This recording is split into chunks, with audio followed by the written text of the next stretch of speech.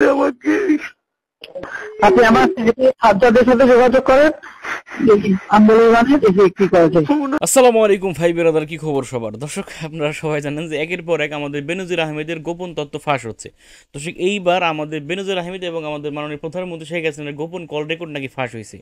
না, এটা আমার কোনো কথা না। আপনার স্ক্রিনে একটি স্ক্রিনশট দেখতে পাচ্ছেন, সেখানে বনিয়ামিন, তিনি একজন কন্টেন্ট ক্রিয়েটর, তিনি এখানে পোস্ট করেছেন যে বেনজির নির্বাসনে পলাতক, আপা আমি শেষ হয়ে গেলাম, অঝরে কান্না, বেনজির ও জাতির আম্মার টেলিফোন ডায়লগ এখন আমাদের কাছে, আমাদের হাতে, সর্বনাশ।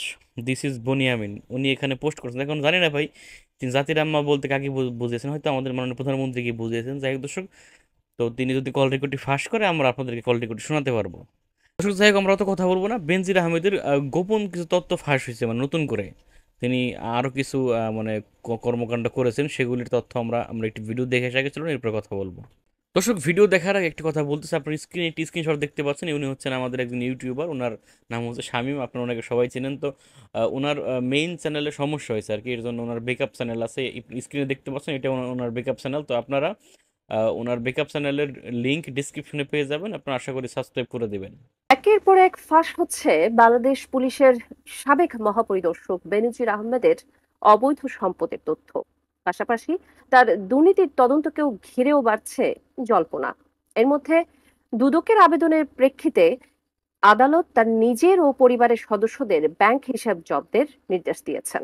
তবে বেনজির তার আগেই নাকি বিভিন্ন ব্যাংক হিসাব থেকে প্রায় সব টাকা তুলে নিয়েছেন।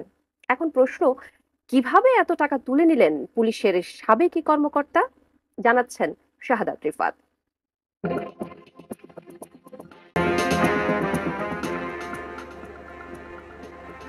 পুলিশের সাবেক মহাপরিদর্শক বেনজির আহমেদ ও তার পরিবারের বিপুল সম্পদের তথ্য বেরিয়ে আসার পর থেকে দেশ জুড়ে আলোচনায় তিনি। এমন গুরুত্বপূর্ণ পদে থেকে নজিরবিহীন দুর্নীতির জন্য তাকে বিচারের কাঠগড়ায় দাঁড় করানোর দাবি উঠেছে বিভিন্ন মহল থেকে। এর মধ্যেই গা ঢাকা দিয়েছেন বেনজির আহমেদ ও তার পরিবারের সদস্যরা।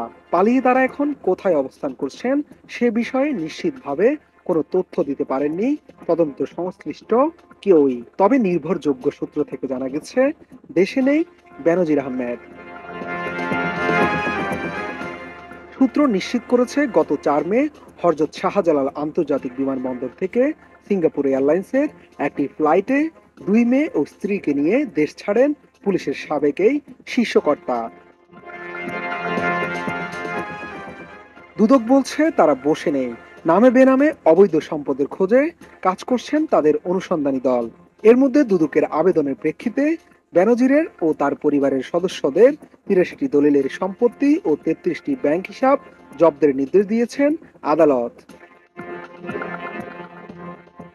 মূলত প্রথমে 23 মে আদালতের আদেশে সাবেক আইজিপি বেনজির আহমেদের 83টি দলিলের সম্পত্তি ও 33টি ব্যাংক হিসাব জব্দের নির্দেশ দেয় আদালত।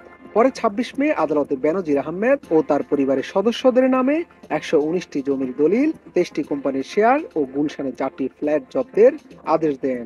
এরপরই কার্যকর শুরু হয় জব্দের আদেশ।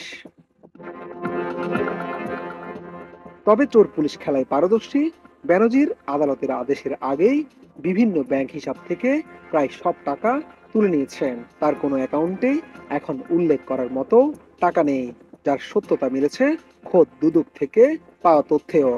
দর্শক, আপনারা এখানে শুনতে পেলেন যে বেনজির আহমেদের মানে কত সম্পদ আছে এবং তিনি কত রকম মানে দুর্নীতির সাথে জড়িত আছেন। মানে এখানে আমার কোনো কথা না ভাই, এই নিউজে বললাম, আমি আপনাদেরকে মানে বুঝিয়ে দিলাম, এই হলো অবস্থা। যাই হোক দর্শক, তো আপনারা আপনাদের মদত লিখে যাবেন কমেন্ট। আর আমাদের বনিয়ামিন, তিনি বলতেছেন তার হাতে নাকি এই কল রেকর্ডটি আছে, তিনি যদি ফাঁস করে তাহলে আমি আপনাদেরকে শোনাতে পারবো আর কি। যাই হোক দর্শক, আপনারা আপনাদের মতন লিখে যাবেন কমেন্ট। ভালো থাকবেন, সুস্থ থাকবেন, আসসালামু আলাইকুম।